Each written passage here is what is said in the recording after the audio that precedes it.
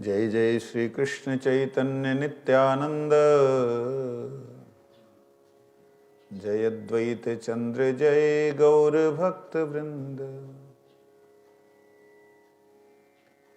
श्री कृष्ण चैतन्य प्रभु नित्यानंद, श्री अद्वैत गदाधर श्रीवासादि गौर भक्त वृंद।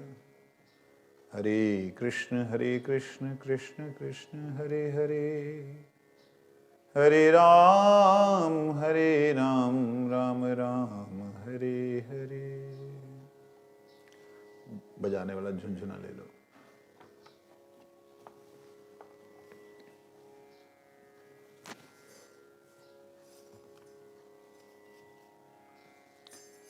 उसके बाद वहाँ से नवद्वीप धाम, जो कल की कथा रह गई थी, गंगानगर जाते हैं। गंगानगर की महिमा नित्यानंद को नित्यानंद प्रभु जी जीव को बोलते, श्री जीव गोस्वामी को कहते हैं। नवद्वीप धाम के 6ठे अध्याय में वर्णन है श्रीधर अंगन के विषय में, जो कल को परिक्रमा के हिसाब से हो गया। आज की जो परिक्रमा है गोद्रुम द्वीप की है। गोद्रुम द्वीप जाएंगे, फिर उसके बाद स्वानंद सुखद कुंद स्वर्ण विहार, ये सब चलते चलते फिर आज जाएंगे देवपल्ली, जहाँ पर नरसिंह भगवान ने विश्राम किया था।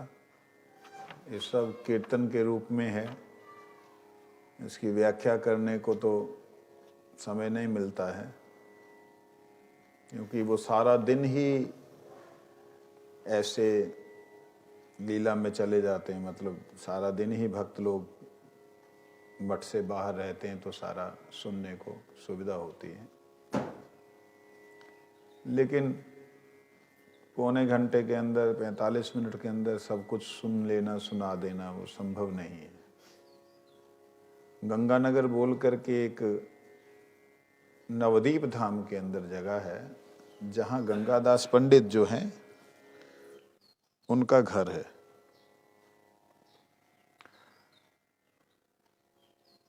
उनके घर में ही पाठशाला थी। निमाई पंडित वहाँ व्याकरण पढ़ने जाते थे और लुप्त हो गया स्थान। भक्ति विनोद ठाकुर जी ने उसको वर्णन किया है। महाप्रभु जी के इस लीला स्थली को नित्यानंद जी ने श्री जीव जी से ये कहा कि यहाँ पे गंगानगर को रघुवंश राजा भगीरथ ने स्थापित किया था। जब गंगा चली आ रही थी, तब राजा भगीरथ आगे आगे शंख बजाते आ रहे थे। नवद्वीप में आकर गंगा स्थिर हो गई, रुक गई। राजा भगीरथ ने देखा कि गंगा आगे नहीं चल रही, भय से विवल हो गए। राजा भगीरथ आकर गंगा के निकट आए और प्रार्थना की। गंगा नगर में बैठकर तप किया। तप से संतुष्ट होकर गंगा जी साक्षात प्रकट हुई और भगीरथ से कहीं, जब प्रकट हुई तो भगीरथ ने निवेदन किया, माता तुम्हारे नहीं जाने से मेरे पितृलोक में किसी काल में भी उद्धार नहीं होगा। गंगा कहते हैं, वीर पुत्र भगीरथ सुनो, कुछ दिन तुम यहाँ स्थिर भाव से रहो। मैं नवद्वीप धाम में माघ के महीने में आई हूँ। फागुन महीने के शेष में यहाँ से तुम्हारे पितरों के उद्धार के लिए चली जाऊंगी। हे भगीरथ, मैं जिनकी चरण जल हूँ, उनके निज धाम में मेरे मनोरथ पूर्ण होंगे। प्रभु की जन्म तिथि फाल्गुनी पूर्णिमा, उस दिन मेरा व्रत है। उस व्रत का उद्यापन करके निश्चित तुम्हारे साथ चलूंगी। तुम्हें भय नहीं करना चाहिए। रघुकुलपति राजा ने फाल्गुनी पूर्णिमा के दिन इस गंगा नगर में वास किया। जो जन फाल्गुनी पूर्णिमा के दिन गंगा नगर में वास करके गौरंग पूजा करते हैं, वह पूर्व पुरुषों के साथ तर जाते हैं। इस प्रकार की यहाँ की महिमा है।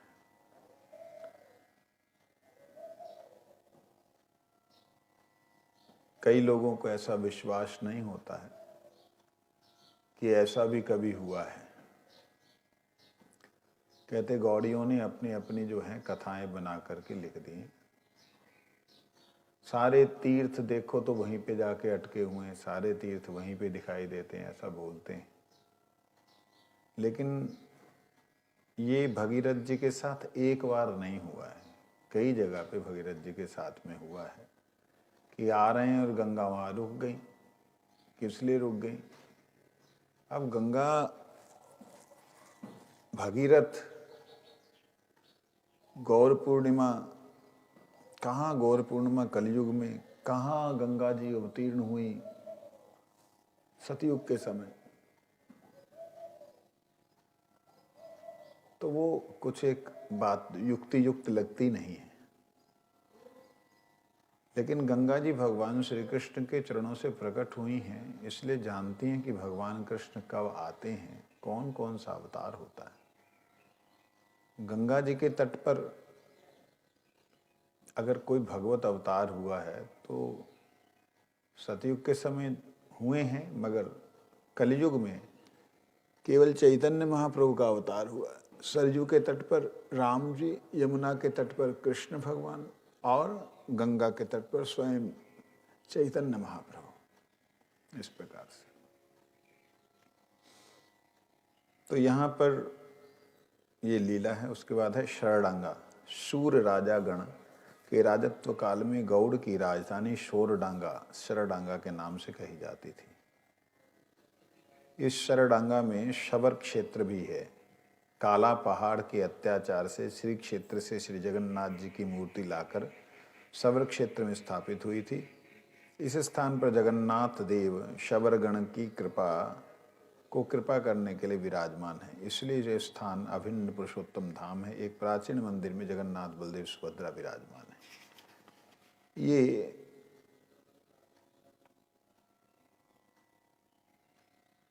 पहले कोई रक्तबाहु नाम का एक विष्णु द्वेषी था।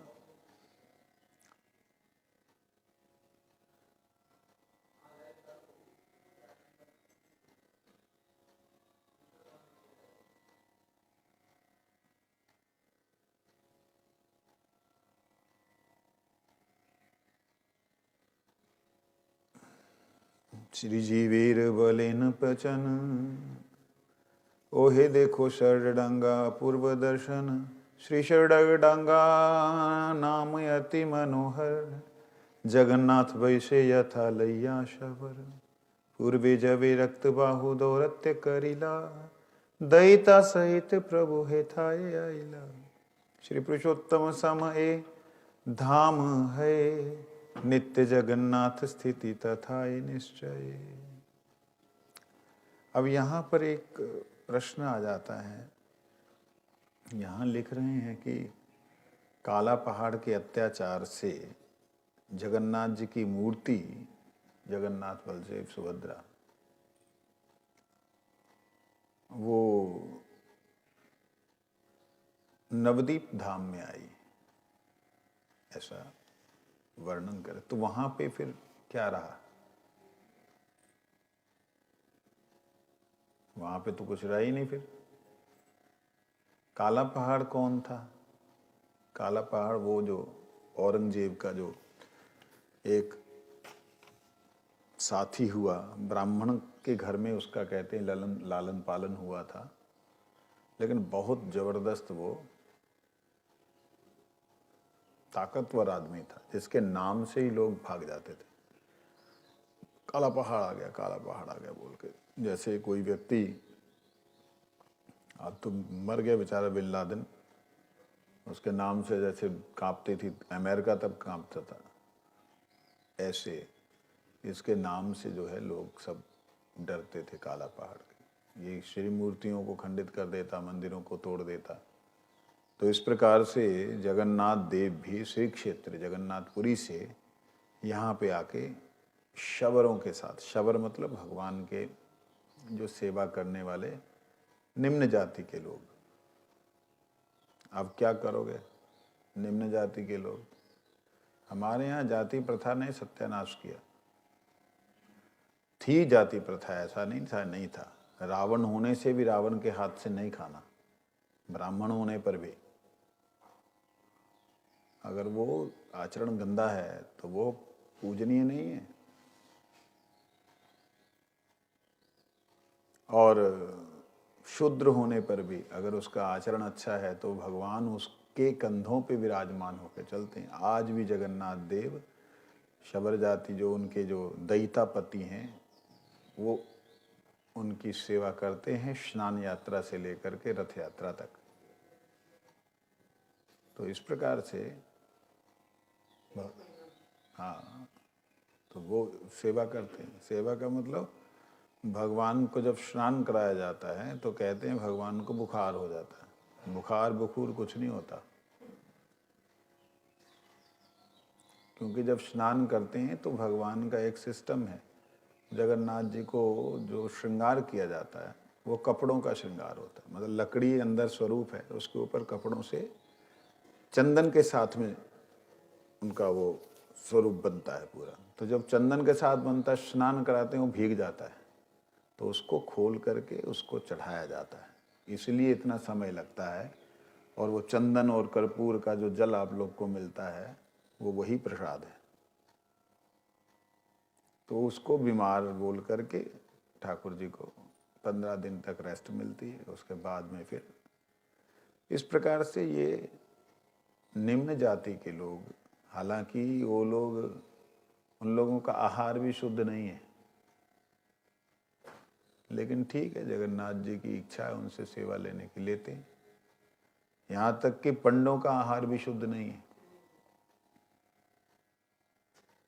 लेकिन चल रहा है। ये आहार शुद्ध नहीं, व्यवहार शुद्ध नहीं देख करके रामानुज आचार्य जी ने भी वहाँ पे मन में विचार किया था कि ये लोग जो हैं चावल की पीच जो होती है ना, चावल की पानी, उसमें कपड़े को डाल करके ऐसे कड़ा करके उसका श्रृंगार करते हैं, तो माढ़ी वस्त्र बोलते हैं उसको, माड़ वस्त्र। तो वो तो भगवान को नहीं पहनाना चाहिए। तो उनके मन में आया कि ये लोग गलत कर रहे हैं। तो रामानुज आचार्य जो कि उस समय के आचार्य ऐसे थे, जिस समय ये उत्पात प्रारंभ हुए थे, ऐसे आचार्य थे, उनके जैसा आचार्य नहीं हुआ कोई। मध्वाचार्य, विष्णु स्वामी, निम्बादित्य उनके बराबर के आचार्य नहीं थे। उन्होंने सभी विष्णु मंदिरों में, आप देखिएगा उनका जो तिलक है ना, रामानुज तिलक, सब जगह ही है। और रामानुजों में रामानंदी भी उनमें ही आए हैं, लेकिन उन्होंने अपने आप को अलग दिखलाया है कि हम श्री जी, अर्थात सीता जी से हनुमान जी, हनुमान जी से, इस प्रकार से उन्होंने अपनी परंपरा को दिखलाया। लेकिन वास्तविकता में देखा जाए तो श्री जी से जो परंपरा आई है रामानुज जी की, वही परंपरा है, परंतु अपने आप को, जैसे हम लोग गौड़ीय परंपरा अपने को आपको मध्वाचार्य से अलग दिखलाते हैं, ऐसा ही वहाँ है। तो रामानुजाचार्य जी ने सारे भारतवर्ष में जितने तीर्थ हैं सबका उद्धार किया, सबका। कोई भी तीर्थ ऐसा नहीं जिसका उद्धार रामानुजाचार्य ने न किया। तो उसमें जगन्नाथपुरी को भी उन्होंने चाहा था कि इनको अच्छे ढंग से सेवा की जाए, परंतु नहीं हो पाया। तो जगन्नाथ, बलदेव, सुभद्रा, ये तीनों यहाँ पे विराजमान हैं। ऐसा कहा जाता है कि यहाँ पर रक्तबाहु नाम का एक विष्णु द्वेषी था, उसने जगन्नाथ जी के ऊपर अत्याचार करना चाहा, तो जगन्नाथ अपने भक्तों के साथ में यहाँ पर आ गए थे। अब ये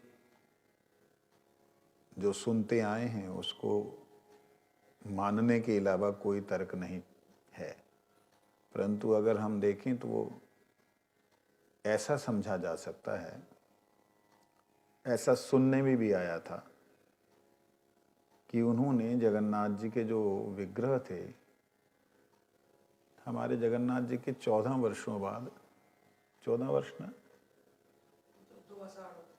हाँ, डबल आषाढ़ मास आता, जब मल मास होता ना, डबल आषाढ़, डबल आषाढ़ जब आता है, वो कभी आए, 14 में आए, 16 में आए, जब भी आए, तो उस समय जगन्नाथ जी के श्री विग्रहों को जो हैं उनको हटाकर नए विग्रह जो हैं प्रकट किए जाते हैं। उस समय जो भगवान के वक्षस्थल में जो मणि है, मणि का मतलब वो शालिग्राम जी हैं, वो जीवंत शालिग्राम है, मतलब उनकी धड़कनें चलती हैं ऐसा मानते हैं। उनको आंख बंद करके उनको निकाला जाता है, निकाल करके दूसरे उसमें रखा जाता है जो नए विग्रह आते हैं। और जो रखता है वो फिर बोल नहीं पाता है, वो जी नहीं पाता है, वो ज़्यादा दिन नहीं रहता, चला जाता है। इसमें भी कई लोगों ने तर्क किया था कि उसको जीने देते नहीं कि कहीं सच ना बता दे, लेकिन जीव गोस्वामी पाद ने उसको खोला, कहते कि ऐसी बात नहीं है। एक बार भगवान का स्पर्श करने के बाद में फिर उसका समर्थ नहीं रहता है, उसकी इच्छा नहीं होती है, वो बड़ी जल्दी जो है इस संसार से जाना चाहता है। जैसे कई संतों का ऐसा सुना जाता है ना कि कागा सब तन खाइयो, चुन चुन खाइयो मांस, दो नैना मत खाइयो, मोहे पिया मिलन की, हरिदरस की, आज जो भी उन्होंने बोला। तो इस प्रकार से जब इन्होंने उनका स्पर्श कर लेते हैं तो वहाँ पे एक बात आई है कि वो जो 14 वर्षों से रखे हुए जगन्नाथ विग्रह थे, उन विग्रहों को भी ये कहीं आग ना लगा दे, कहीं कुछ कर ना दे, वहाँ से हटाया गया है। नीचे थे वो, नीचे कहाँ, समाधि नहीं दी जाती। जगन्नाथ जी का जो मंदिर है उसके ठीक नीचे, जगन्नाथ जी के मंदिर के नीचे हॉल है, भारती महाराज जी ने बतलाया था। भारती महाराज जी ने बताया था। तो वो उसके नीचे हॉल है, वहाँ रखते हैं। तालाब में अगर डाल दें तो फिर उसके बाद तो सड़ जाएंगे। पानी नहीं है उसमें, गड्ढा खूब बड़ा सा है बगीचे में। बगीचा जो पीछे तो वहाँ पे दिखाई थोड़ी देते हैं। हाँ, मट्टी में रखते हैं, मट्टी में रखते हैं, दिमक खा जाएगी। ऐसा नहीं, उसका महाराज जी ने बताया था, महाराज ने नीचे जाके दर्शन किया था। तो जो महाराज जी का कहना है, जो तय खाना है जहाँ पे भगवान का सारा श्रृंगार रखा जाता है, ये सिर्फ महाराज जी को ही मालूम है। राजा ले महाराज जी का दोस्त था ना, भारती महाराज जी का दोस्त है राजा, जो अभी राजा है, क्या नाम उसका, गजपति, महाराज जी का मित्र था। तो महाराज ने पूछा तो महाराज को लेके गया था। महाराज ये है, अच्छा ठीक है। कहते हम तो ऐसा सुना, कहते नहीं महाराज ऐसा नहीं। तो वहाँ से ही जगन्नाथ अगरतला गए, वहीं से जगन्नाथ जगदीश पंडित के यहाँ आए, वहीं से जगन्नाथ। तो जगन्नाथ जी को अगर कहीं धूप में, कहीं बारिश में रख दिया जाएगा, जिस तरीके से तालाब जहाँ जो कहते हैं रख दिया तो ख़त्म हो जाएंगे।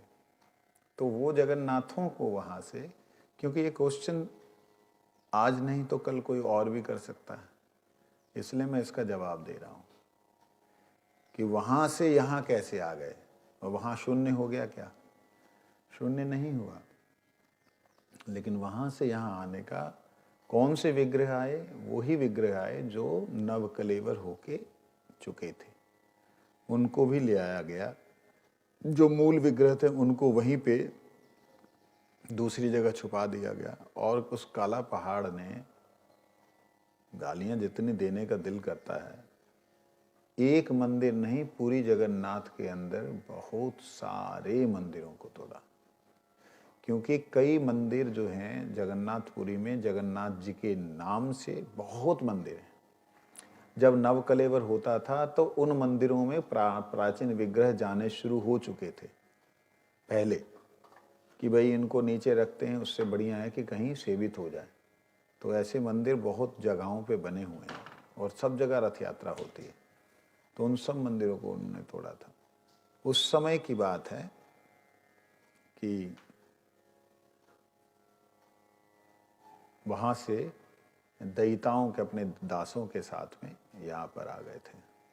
श्रीधर अंगन एक जगह है जहाँ पे श्रीधर पंडित, वो बेचारे केले बेच के, कच्चे केले जिसकी सब्जी बनती है, और जो केले का फूल होता है ना, बहुत सारे केले लगते हैं, केले का फूल होता है, तो लोगों को मालूम ही नहीं है कि केले लगते कैसे हैं कईयों को, तो वो फूल को मोचा बोलते हैं, और बीच में उसके जो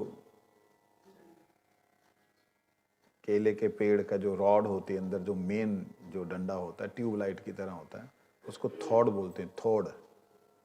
तो ये सारी चीज़ों को, केले से रिलेटेड वस्तुओं को हमारे श्री श्रीधर पंडित जी बेचते थे। उनके घर में कुछ था नहीं, बर्तन फर्तन ज़्यादा नहीं थे, लोहे का एक पात्र था, उसमें भी छेद था। और महाप्रभु ने इस प्रकार की लीला की कि वो श्रीधर पंडित के पास गए, जाकर के बोला, अरे तुम ये कितने का दिया? तो देखा, पंडित जी आप ऐसे ले जाओ। अरे हम भिखारी हैं क्या, ऐसे ले जाओ। तो श्रीधर पंडित जी ने सोचा कि अभी ब्राह्मण देव हैं,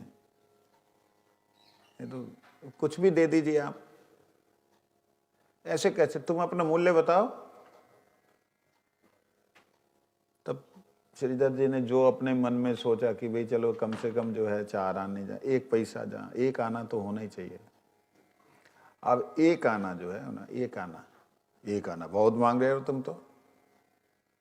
महाप्रभु लड़ना चाहते हैं, भक्त से लड़ाई करना चाहते, कलह करना चाहते हैं, बहुत ज्यादा। तो प्रभु आप फिर जो दे दे। अरे फिर वही वाली बात, तुम सही सही मांगो। कहते प्रभु मैंने सही बोला है, 1 आना ही बोला है, ज्यादा नहीं बोला। तो 1 आने में कितना आता है, उधर से जाओ देखो उन लोग कितने में बेचते हैं, देखो। कहते प्रभु आप वहां से ले लिया, अच्छा मेरे को तुम देना नहीं चाहते। मतलब वाक युद्ध करना ही है। अब श्रीवास पंडित, सॉरी गदाधर, सारे श्रीधर जी कहते प्रभु आपको कितने का लगता है? कहते मेरे को तो आधा आने का लगता है। आधे पैसे का कितने? आप उतने दे दीजिए प्रभु। देखो इसमें भी कमा रहा है, इसमें भी कमा रहा है। अरे सही सही मांग लो। तो अब वो श्रीधर जी हैं, सोचते हैं कि मैं इनसे क्या तर्क करूं, इतना सुंदर स्वरूप है। कहते प्रभु आप सभी ले जाओ। कहते गुस्सा हो गए। तो इस प्रकार से महाप्रभु रोज उनसे लड़ाई करते। तो अगल बगल वाले जो बेचने वाले बाजार के लोग होते, कहते जी आप प्रभु हमसे ले लिया करो, बेचारे को क्यों तंग करते हो, आपको जितना चाहिए हमसे, जो रेट चाहिए वो हमसे ले लिया करो। वहाँ पर कहते तुम्हारे पास वो है जो उसके पास है? कहते देखो उससे बढ़िया है।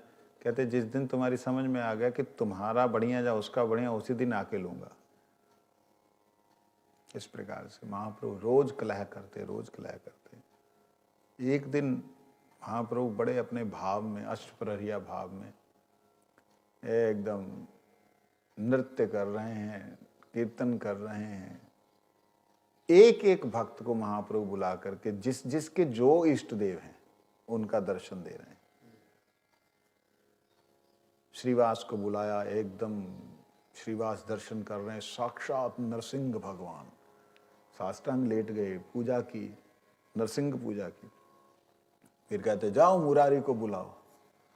मुरारी गुप्त आए अंदर, देखा मुरारी गुप्त ने श्री रामचंद्र सीता सहित विराजमान है, साष्टांग प्रणाम किया।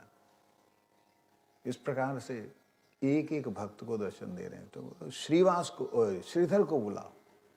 आप श्रीधर को दौड़े दौड़े गए भक्त, अरे महाप्रभु का दिव्य भाव प्रकट हुआ है, महाप्रभु आज दर्शन दे रहे हैं, तुम्हें बुलाया है, मेरे को बुलाया, और क्या लेके जाऊं, केला कुला ढूंढे कुछ।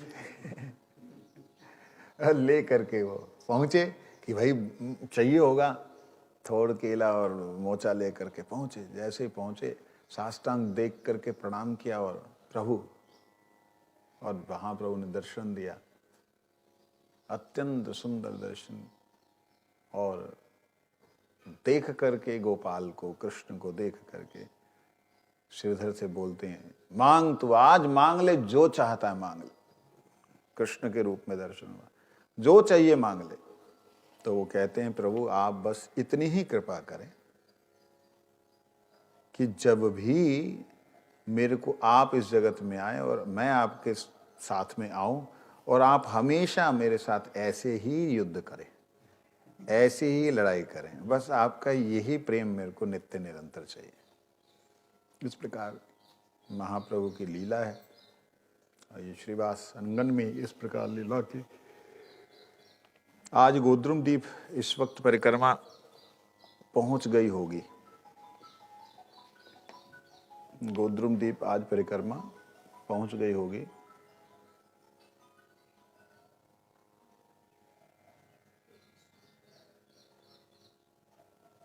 गोद्रुम द्वीप जानते कहाँ हैं? गए ही नहीं तो कहाँ जानेंगे। मायापुर में हम लोग रहते हैं और मायापुर से जब हम पश्चिम की तरफ चलते हैं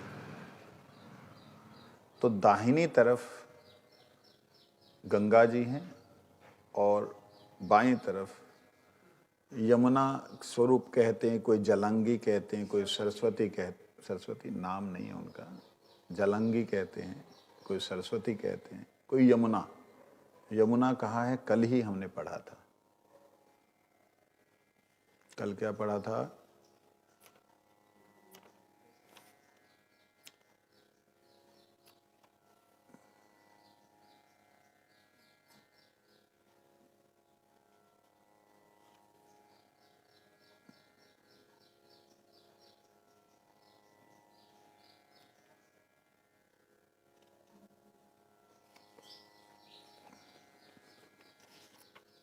परसों पढ़ा था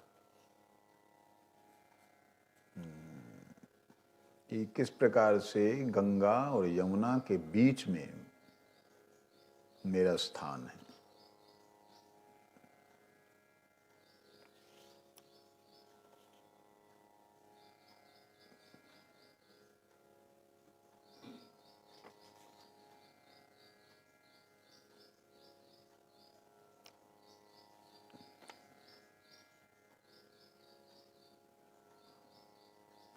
उसको ब्रह्मपुर कहते हैं।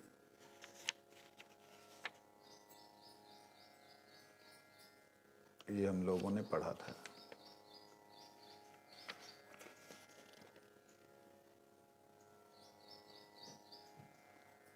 गंगा यमुनोर मध्ये द्वीपः परम शोभना यस्य स्मरण मात्रेण श्री राधा कृष्णयोरति।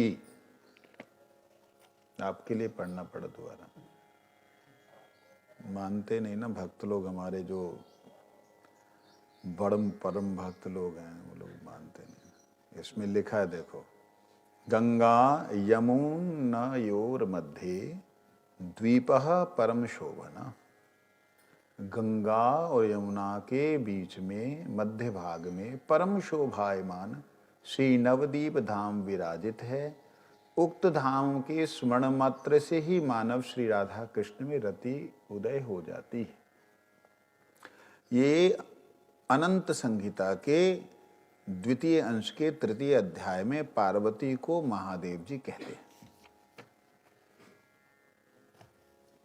तो इसलिए कोई उसे यमुना बोलता है, कोई सरस्वती बोलता है, कोई जलांगी बोलता है। उनका जल और यमुना जी का जल बिल्कुल एक जैसा है, हरा हरा काला काला। आप देखें, आप लोग गए हैं ना नवदीप धाम, हम सब लोग गए हैं, तो वहाँ पे देखते हैं ना एकदम जैसे यहाँ पे होता है प्रयागराज में हरा हरा सांवला सा, ऐसे वहाँ। तो यहाँ बता रहे हैं गोद्रुम द्वीप ये कीर्तनाख्य भक्ति है।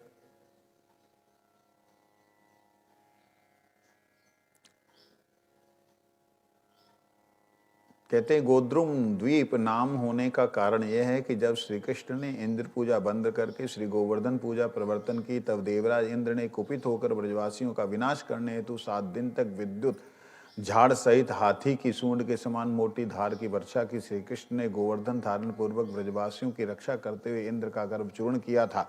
श्री कृष्ण में श्री कृष्ण के चरणों में हुए इस अपराध से छुटकारा पाने हेतु देवराज इंद्र सुरभि गाय के साथ नवद्वीप में जाकर गौरांग देव का भजन करने लगे। श्री गौरांग देव उनके सम्मुख आविर्भूत होकर उन्हें नवद्वीप में प्रकट होने तक की अवधि तक इंतजार करने को कहा। सुरभि देवी ने एक पीपल पेड़ के समीप रहकर प्रतीक्षा की। गो अर्थात गाय, द्रुम मतलब पेड़, जिसका अर्थ हुआ गोद्रुम। गाय और पेड़ का समावेश हुआ, इसलिए इसका नाम गोद्रुम हुआ। कहाँ ब्रजमंडल, कहाँ जाके तपस्या वहां की। भैया हमारे लिए ऐसे लग रहा है दूरी, हमारे लिए लग रही दूरी। देखो ये सारे बातें ना, ये सारे प्रश्न मैं उल्टे सीधे इसलिए करता हूँ, मेरे को मालूम, मेरे को नहीं उत्तर पता। तो जो उत्तर स्फुर्त हो उसी समय में, तो उसका जो भी है। अब ये प्रश्न आपसे कर सकता है कोई भी, इंद्र ने यहाँ पे बारिश की, यहाँ इंद्र क्या नाम है, ना ऐरावत कुंड है, इंद्र मानमर्दन स्थान है, यहाँ पे उसने तप किया। ये कहते हैं नवद्वीप में, सब कुछ नवद्वीप में। अरे बाबा, निश्चित रूप से उसने यहाँ तप किया, यहाँ क्षमा याचना की। 100 वर्षों तक भगवान रहे हैं, लेकिन भगवान की इच्छा से ही उसने जो भी उत्पात किया। लेकिन जहाँ प्रेम की बात होती है, तो प्रेम प्रदान करने वाला श्री कृष्ण का स्वरूप ऐश्वर्य में होने के नाते प्रेम प्रदान करने वाला नहीं। जो प्रेम करेगा उसे प्रेम मिलेगा। स्वयं प्रेम अपनी तरफ से प्रदान करें, ऐसा ठाकुर जी ने अपनी तरफ से किसी को जबरदस्ती प्रेम नहीं दिया। तो इसलिए इंद्र के लिए दूरी कुछ भी नहीं है, क्योंकि उन लोगों के लिए पृथ्वी का 1 साल उनका 1 दिन है। तो इंद्र के लिए क्या है, 15-20 दिन उसने तपस्या कर ली, जहाँ 100 दिन तपस्या कर ली, तो यहाँ 100 साल बीत गए। समझे नहीं? तो आप 100-150 साल बाद में उसने फिर कलयुग के अंदर समय आ गया कि प्रभु क्षमा करें, तो महाप्रभु ने उनको नवद्वीप धाम का दर्शन दिया। वहाँ जाके उसने तप किया। गाय को लेकर के तप करने से गोद्रुम नाम पड़ा। यहाँ पर इसको हम पढ़ते हैं।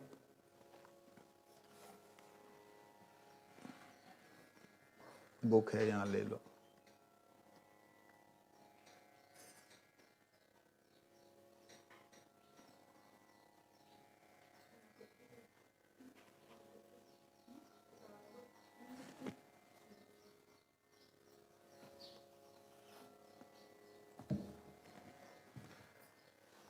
उनतालीस नंबर पेज।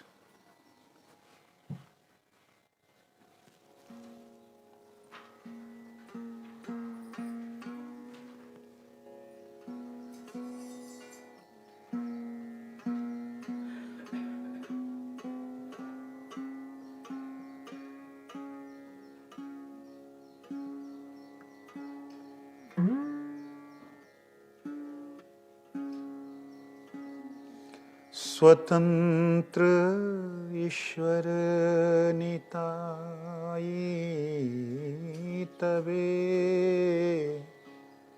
भक्त संगेते चलील जबे। गादी गाछा ग्रामे पहुँचिलो आशी, तथा ए आशिया कहिलो हासी। गोद्रुम नामेते नवदीप होए, सुरभि सतत खाने रहे। कृष्ण माया वसे देवेंद्र जबे, भाषाए गोकुल निज गौरवे। गोवर्धन गिरि धर हरि रक्षील गोकुल जतन करी इंद्रदर्प चूर्ण हैला पर सचीपति चीन सारांग धर निज अपराध मार्जना तरे पड़िल कृष्णेर चरण धरे दयार समुद्र नंदतनय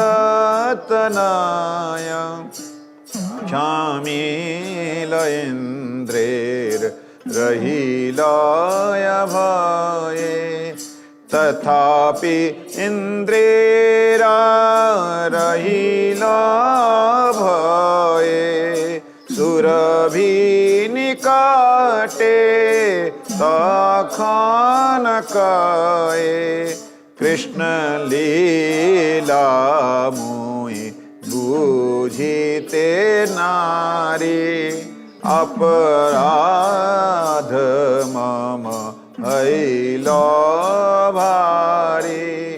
इंद्र कितनी बात सुंदर कह रहा है कि कृष्ण लीला मुई बूझी ते नारी।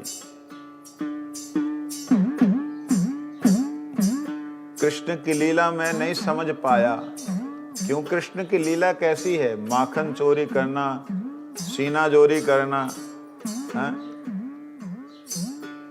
और एक आम मनुष्यों की तरह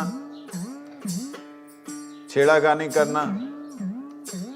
कहते इसलिए मैं इनकी लीला समझ नहीं पाया, इसलिए मेरा बड़ा अपराध हो गया है।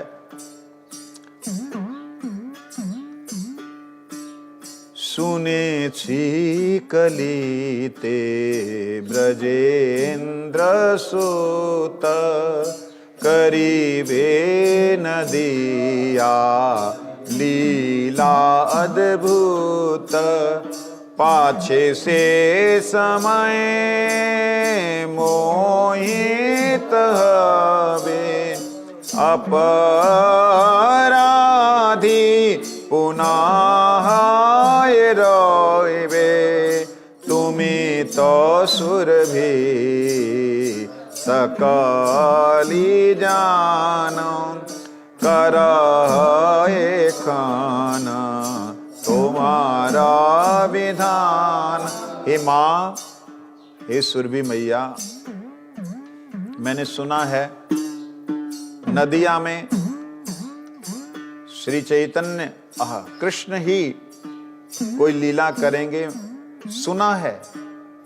क्योंकि ये समय जब ब्रह्मा जी ने विमोहन किया था तो देवताओं में बतलाया था। क्या बतलाया था? कि जो कृष्ण का मैं मोहन करने गया था वो कृष्ण विष्णु के अवतार नहीं, साक्षात कृष्ण हैं। और जब ये समय आता है तो नवदीप में भगवान प्रकट होते हैं, भक्तों के साथ लीला करते हैं। ब्रह्मा जी ने देवताओं को कहा था, तो देवता इंद्र है, इसने भी सुन लिया। और सुनने के बाद मन में वो है कि वो आएंगे। मैंने तो अभी अपराध किया है, लेकिन वहां अपराध ना हो। हे मैया सुरभि, तुमी तो सुरभि सकली जाना करहे खन ताहारा विधान।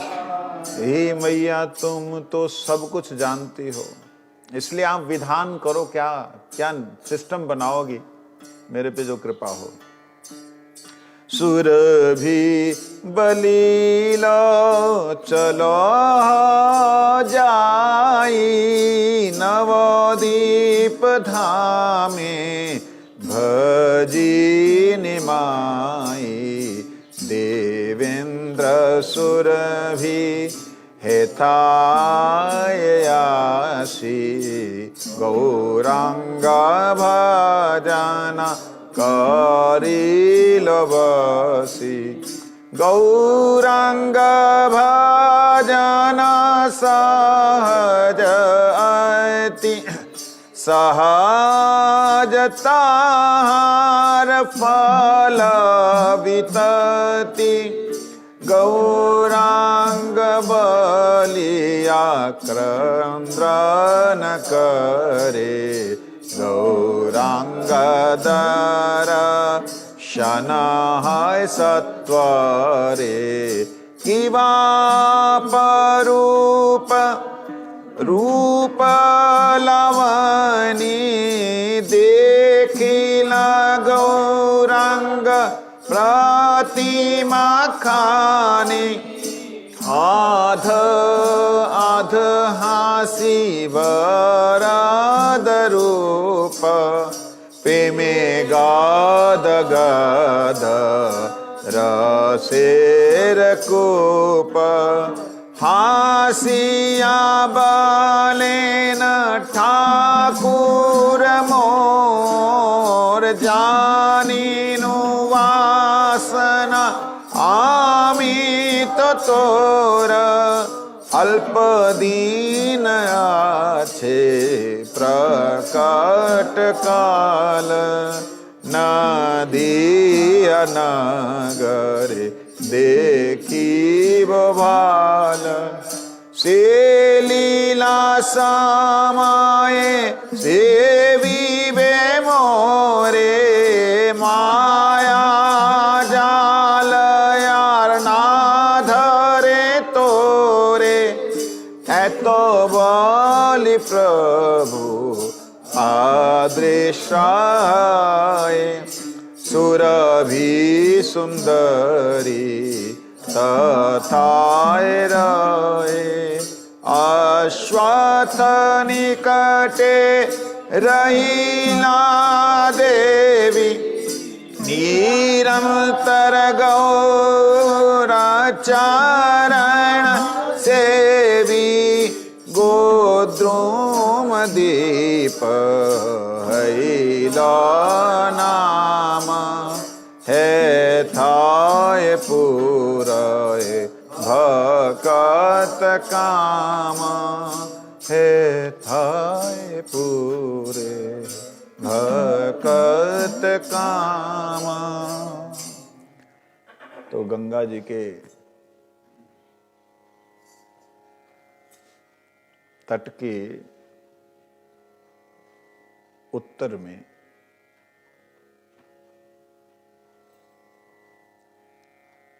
यमुना कहें, सरस्वती कहें या जलांगी कहें, उसके तट पर ये गोद्रुम द्वीप है, जहां पर इंद्र ने श्री गौरांग सुंदर के दर्शन की लालसा से तप किया। सुरभि के कारण भगवान ने प्रसन्न होकर कह दिया, ठीक है, तुम्हें वहां दर्शन होंगे। और यहाँ इंद्र ने दर्शन किया था और भक्ति विनोद ठाकुर ने यहीं पे रह के बहुत साधन भजन किया है। भक्ति विनोद ठाकुर जी का वहां भजन स्थल है।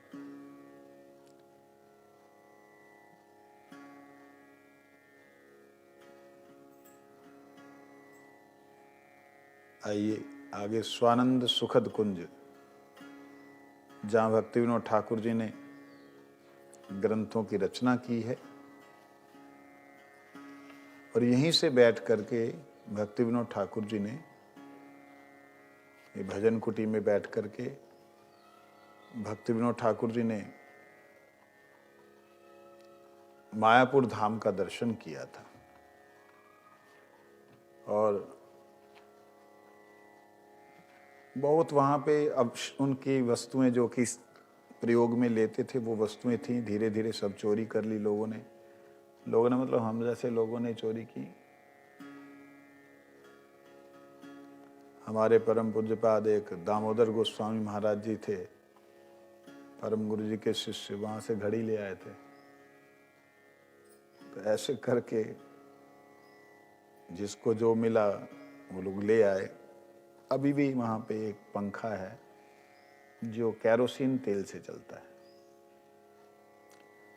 क्या सिस्टम रहा होगा सोचो, कैरोसिन तेल से पंखा चलता है। स्वर्ण विहार में स्वर्णसेन राजा, जिन्होंने नारद जी के उपदेश से चैतन्य महाप्रभु का भजन किया, उनका कीर्तन करेंगे।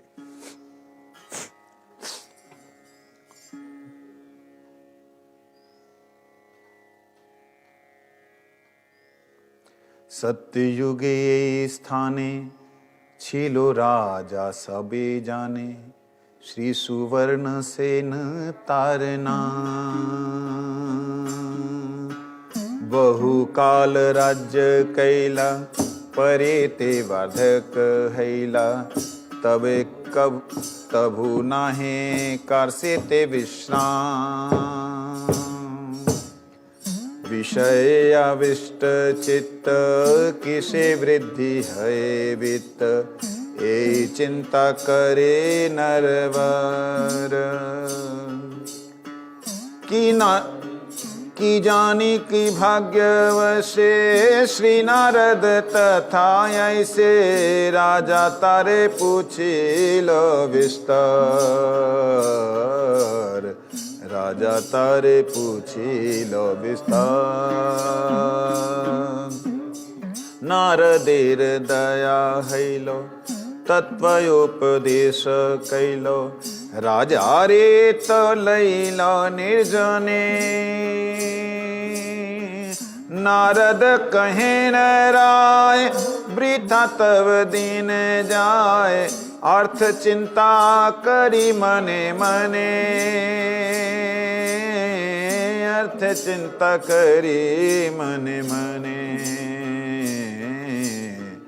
अर्थ के अनर्थ जानो, परमार्थ दिव्य ज्ञान, हृदय भाव एक बार। दारा पुत्र बंधु जान, केह नाहे निज जान, मरणे ते केहो नाहे कार। मरणे ते केहो नाहे कार। सुवर्णसेन राजा बहुत समय तक उसने धन कमाया और धन की लालसा से देवी की उपासना कर रहा है। नारद जी वहां से जा रहे, देखा राजा क्या कर रहा है, देखा इसके हृदय में धन की लालसा है। कहते अरे पागल, किस धन को धन समझ रहा है, ये तो अनर्थ है, ये अर्थ नहीं है, ये अर्थ ही अनर्थ है। परमार्थ जो है वही दिव्य ज्ञान जो है, उसके बारे में एक बार सोचो। जिनके लिए कमा रहे हो, दारा पुत्र, स्त्री पुत्र, बंधुजन, वो कोई अपना नहीं है, एक दिन उठाकर जला करके छोड़ देंगे। मरणेते केहो नहीं कार, कोई किसी का नहीं है। तो मर मरण हैलो, देहटी भाषे जले, तो सबे जावे गृहे अपना। तोमार मरण हैले, देहटी भाषे जले, सबे जावे गृहे अपना। तबे केनो मिथ्यायासे, विषय जल पीपासा, यदि के हो नाहे हैलो कार। यदि के हो नाहे हैलो कार। कहते अरे पागल, जब तुम्हारा शरीर छूटेगा, जला करके थोड़ा सा बचेगा, तो उसको ये देह को जल में फेंक देंगे और सब अपने अपने घर चले जाएंगे। तुम मिथ्या आशा संसार की क्यों कर रहा है? ये जल जो विषय रूपी पिपासा तेरे को क्यों लगी हुई है संसार के सुखों की? जब कोई किसी का रहेगा ही नहीं, कोई किसी का है ही नहीं, तो फिर क्यों ऐसा कर रहा है? यदि बोलो लभी सुख, जीवन ना पाई दुख, अतैव अर्थ चेष्टा करी, से मिथ्या कथा राय, जीवन नित्य है, नाही रहे शतवर्षु परी। अतैव जान सार, जेते है माया पार, यथा सुखे दुख नाही हाय। की सेवा साधी वो बोलो, से तय पूर्व फल, जाहे नाही शोक दुख भय। केवल वैराग्य करी, ना पाईते पारी, केवल ज्ञाने ते ताहा नाई। वैराग्य ज्ञाने बले, विषय बंधन गेले, जीवेर कैवल्य भय भाई, जीवेर कैवल्य है भाई। अरे भैया,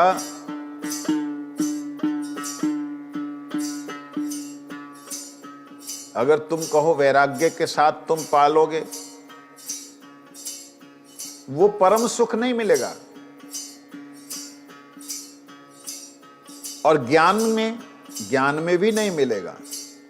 ज्ञान और वैराग्य के बल से विषयों का बंधन तो छूट जाएगा, मुक्ति तो मिल जाएगी, लेकिन केवल आनंद जो है कंद परमात्मा नहीं मिलेंगे। कैवल्य आनंद नाई, सर्वनाश बलिताई, कैवल्यर नितांत धिक्कार। एक विषय गेलो, श्रेष्ठ किछु ना मिलिलो, कैवल्यर करो विचार। एतो एव ज्ञानी जन मुक्ति महिलन, कृष्ण भक्ति करे न साधन। और विषय ते अनासक्ति, कृष्ण पदे अनुरक्ति, संबंध अविधेय प्रयोजन, संबंध अविधेय प्रयोजन। अरे भैया, ऐसे कैवल्य, ऐसी मुक्ति को धिक्कार है, जहां तुम्हें फिर पुनः मौका ना मिले गोविंद के दर्शन का। विषय तो चला गया, लेकिन श्रेष्ठ तो कुछ नहीं मिला। मुक्ति मिली, उससे श्रेष्ठ तो कुछ नहीं मिला। इसलिए कहते हैं, इसलिए जो बुद्धिमान हैं, अतैव ज्ञानी जन मुक्ति नाही लन, वो मुक्ति नहीं लेते, कृष्ण भक्ति करें साधन। इसलिए विषय से अनासक्त होकर, कृष्ण के चरणों में अनुरक्त होकर, संबंध, अभिधेय और प्रयोजन। संबंध कहते हैं मेरा गोविंद से क्या संबंध है, रिलेशन क्या है। अभिधेय, उस रिलेशन को कैसे पक्का करूं। प्रयोजन, गोविंद सेवा। जीव से कृष्णेर दास, भक्ति बिना सर्वनाश। भक्ति वृक्षे फल प्रयोजन, प्रेम भक्ति वृक्षे फले प्रेम फल, से फल प्रयोजन, कृष्ण प्रेम नित्य धन। भुक्ति मुक्ति तुच्छ से सकल, ओ कृष्ण चिदानंद रवि, माया तार छाया छवि, जीवतार किराणून कान, जीवतार किराणु कान। कहते हैं भुक्ति मुक्ति ये तुच्छ हैं, कृष्ण प्रेम ही हमारा नित्य धन है। कृष्ण जो हैं चिदानंद रवि हैं, चिद प्रकाशमान, ज्ञानमान। आनंद, आनंद आनंद ही होता, आनंद का कोई और है नहीं। रवि मतलब सूर्य, और माया उसकी छाया छवि है, और जो जीव है उस किरण का छोटा सा कण है। जो कृष्ण सूर्य हैं, कौन से सूर्य हैं? चिदानंदमय, उसका अणु कण है। तटस्थ धर्मेरवशे जीव यदि माया स्पर्शे माया करे बंधन। कृष्णा बहिर्मुख जय माया स्पर्शी जीव से माया स्पर्शे कर्म संग पाए। माया जाले भ्रमी मरे कर्म ज्ञान नाही तरे कष्ट नाश मंत्र ना कराए। कष्ट नाश मंत्र न कराए। कभु कर्म आचरय अष्टांगादि योगमय कभु ब्रह्म ज्ञान आलोचन। कभु कभु तर्क करे अवशेष नाही तरे नाही माने आत्म तत्वधान। नाही माने आत्म तत्वधान। माया जाल में पड़ करके माया का स्पर्श पाने के कारण जीव कर्म संग में पड़ जाता है। माया का स्पर्श मतलब ये शरीर का स्पर्श। ज्यादा दूर माया में मत जाओ। शरीर का स्पर्श पाने से जीव कर्म संग में पड़ जाता है, अर्थात इसके ही कर्मों को अपना कर्म समझता है, इसके ही सुख और दुख को अपना सुख दुख समझता है, और इस माया के भ्रम में पड़ा हुआ कर्म और ज्ञान के द्वारा प्रयास करता है निकलने का, जो कष्ट नहीं काट सकते कर्म ज्ञान। और बहुत कुछ करता है, कर्म का अच्छा आचरण करता है, अष्टांग योग आदि करता है, कभी ब्रह्म का आलोचना करता है, कभी तर्क करता है, कभी कुछ करता है। ये सब से भगवान की प्राप्ति नहीं होती। कहते भ्रमिते भ्रमिते जवे, हाँ भ्रमिते भ्रमिते जवे भक्त जन संग हवे तवे श्रद्धा लभिवे निर्माण। साधु संग कृष्ण भजी, साधु संग कृष्ण भजी हृदय अनर्थ तजी निष्ठा लाभ करे सुविमान। निष्ठा लाभ करे सुविमान।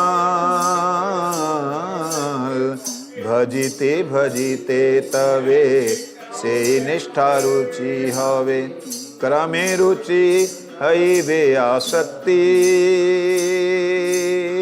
आसक्ति हईवे भाव ताहे हवे प्रेम लाभ एक क्रमे है शुद्ध भक्ति।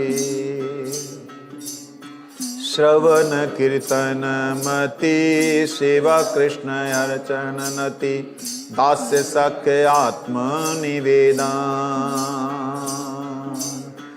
नवदा साधन ये भक्त संग करे जे से लभे कृष्णा प्रेम धाम। से लभे कृष्णा प्रेम धाम। ये राजा तुम बड़े भाग्यवान हो जो श्रवण कीर्तन स्मरण है, अर्चन भगवान के चरणों में प्रणाम दास्य सख्य समर्पण है, वो नवदा भक्ति भक्तों के साथ में करने का मौका मिले तो भक्तों के संग में नवदा भक्ति जो करे उसे कृष्ण प्रेम आसानी से मिल जाता है। तुम बड़े भाग्यवान हो, तुम्हें नवदीप धाम में वास मिला है।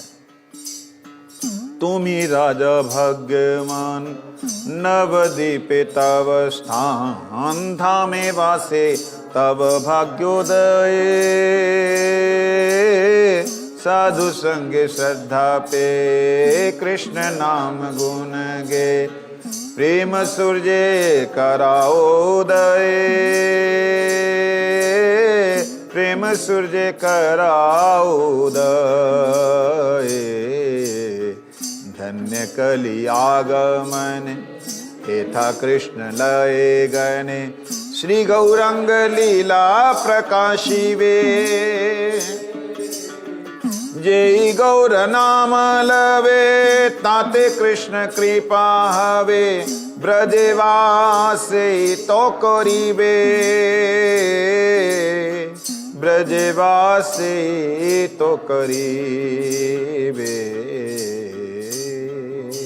क्या कहते हैं, अभी कलियुग आने वाला है, वो धन्य कली है। क्यों? कभी कली भी धन्य होता है। कहते कली भी धन्य है जिस कली में श्री गौरांग देव प्रकट हुए हैं। और वो नाम लेंगे जब गौर महाप्रभु, तब तुम्हारे पे कृष्ण कृपा होगी।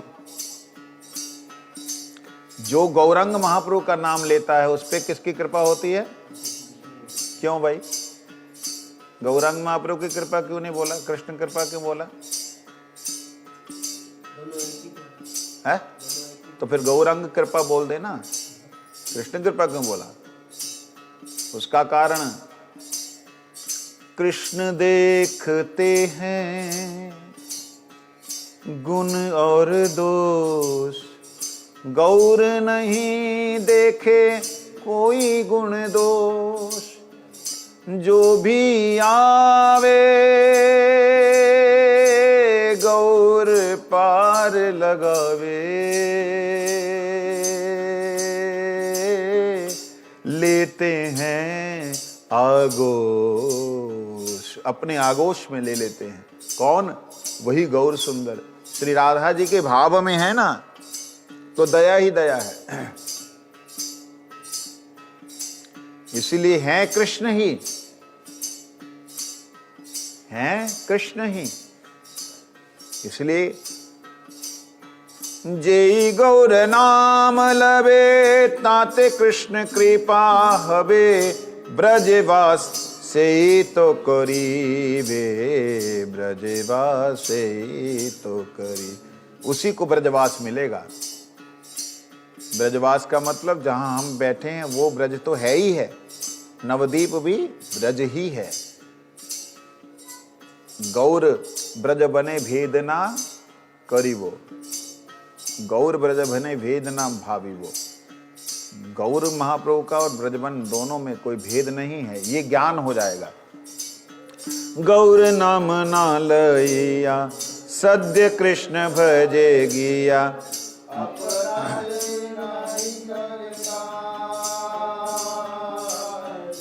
गौरा नलमय जेई सद्य कृष्ण पावे से। अरे उल्टा गया।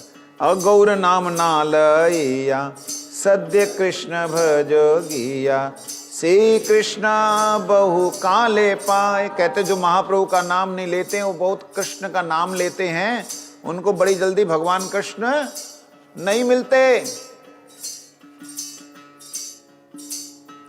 गौराना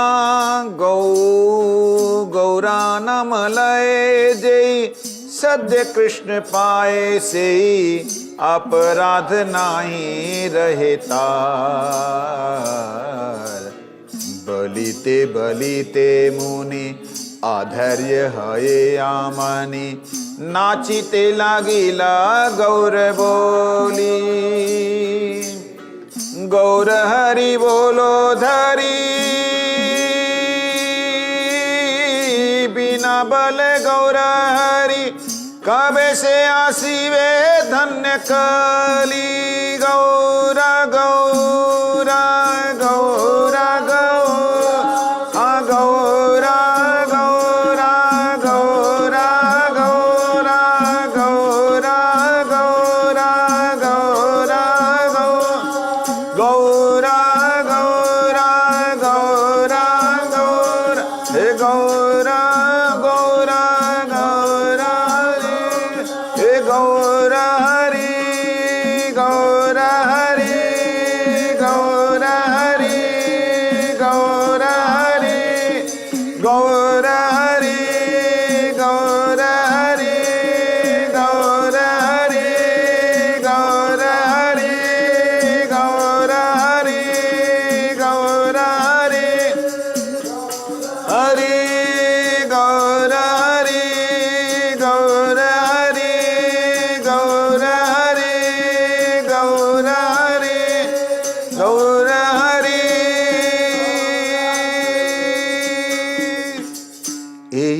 तब बोली ताए, नारद चलिया जाए, प्रेमोदय हैलो राजा।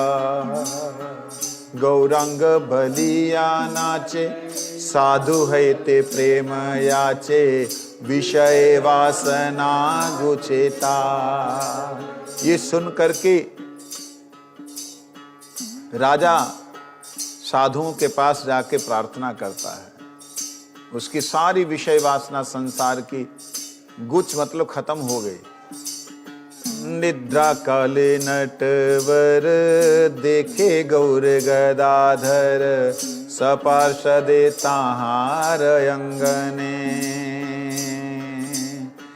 नाचे हरि कृष्ण बलि, सवे फुला कोली, सुवर्ण प्रतिमा गौर सने। निद्रा भंगी नरपति, कातर है लयति, गौर लागी करए क्रंदन। देववाणी है लोताए, प्रकट समय राय, हवे तुम्ही पार्षद गणा। हो बुद्धिमंत खान नाम, पाइवे गुण धाम, सेविवे गौरांग श्री चरण। देववाणी काने सुनी, स्थिर हैल नारामणि, करे तवे गौरांग भजन, करे तवे गौरांग भजन। उसने क्या देखा, नाचने लगा, साधुओं के पास जा जा करके प्रेम भिक्षा मांगने लगा। फिर देखता है गौर गदाधर बहुत ही सुंदर उनके आंगन में नृत्य कर रहे हैं, हरे कृष्ण कीर्तन करते हुए। इतने में राजा की नींद खुल गई और नींद खुलने से बड़ा रोने लगा। हाय हाय, ये सब क्या था, मैं कैसे अलग हो गया, और बस अब शरीर रखने की इच्छा नहीं हो रही। जो नहीं सोचा, जो नहीं विचारा, जो कल्पना में भी कभी नहीं आया, वो सारी नारद जी से लेकर के सारी लीला को देख सुन करके सब याद है उसे। अब वो रो रहा है। तब देववाणी हुई, चिंता नहीं करो, भगवान के आने का समय हुआ है, जब वो आएंगे तुम्हें अपने पार्षदों में गिनेंगे। जय गौर हरि, जय गौर हरि।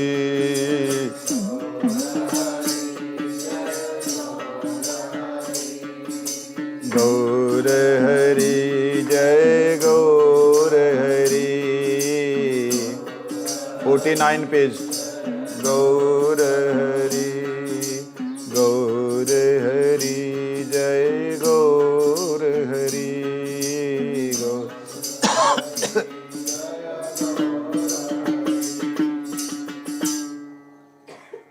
देवपल्ली स्थान, यहाँ पे भगवान नरसिंह का स्थान है। दिवसेर शिष्यामे, सकले भ्रमे ग्रामे, प्रभु नित्यानंद तवे कये। देवपल्ली है श्री नरसिंह देवालय, सत्ययुग है ते परिचय। प्रहलादे रे दया करी, हिरण्य बधिया हरि, ए स्थाने करी लो विश्राम। ब्रह्मादि देवगण निज निज निकेतन, करी ए बसाई लो ग्राम। मंदाकिनी तटे धरी, टीलाए वसति करी, नरसिंह सेवाए हैलो रात। श्री नरसिंह क्षेत्र नाम, नवद्वीपे धाम, परम पावन शास्त्र मात सूर्य टीला ब्रह्मा टीला नरसिंहपुर वे छीला एवे स्थान हैल विपर्यय गणेशेर टीला हरे इंद्र टीला तार परे ए रूप बहु टीला माय विश्वकर्म महाशय निर्मिला प्रस्तरमय कत शत देवेरावसती काले सब लोप हैलो मंदाकिनी शुकायलो टीला मात्र आछाए संप्रति शिलाखंड अगणन कर एवे दर्शन से सब मंदिरे शेष पुनः किछु दिन पर एक भक्त नट नरवरे पावे नरसिंहेर कृपालेश